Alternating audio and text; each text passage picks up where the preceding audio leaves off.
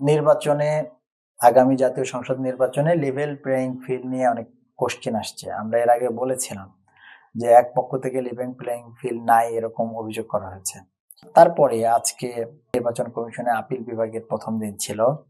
আজকে কিন্তু আমরা অনেকগুলো বিষয় দেখেছি, যেমন নির্বাচন কমিশন থেকে তারেক রহমানের উত্তরবঙ্গে 4 দিন সফর ছিল এবং বলা হচ্ছিল বিরোধী দল থেকে যে এই সফরের মাধ্যমে নির্বাচনের যে আচরণবিধি এগুলো লঙ্ঘন হবে।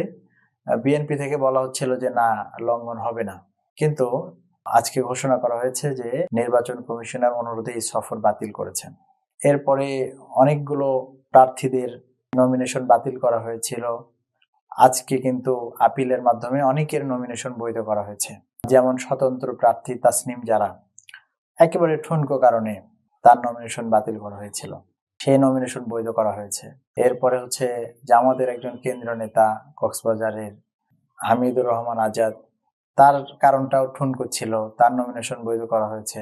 এরপরে রাশেদ প্রধান পঞ্চগড়ের থেকে এমপি ক্যান্ডিডেট, তার নমিনেশনও ঠুনকো কারণে বাতিল করা হয়েছিল, তারটাও বৈধ করা হয়েছে। এরকম অনেকের, এবং মাহমুদুর রহমান মান্না, তারটা এখনো আপিলে আসে নাই, তার ঢাকার মনোনয়ন বৈধ করা হয়েছে কিন্তু বগুড়ায় মনোনয়ন বাতিল করা হয়েছে একেবারে ঠুনকো কারণে, তার স্বাক্ষর হয়তো তারিখে দিক ওদিকে, এরকম একটা কারণে।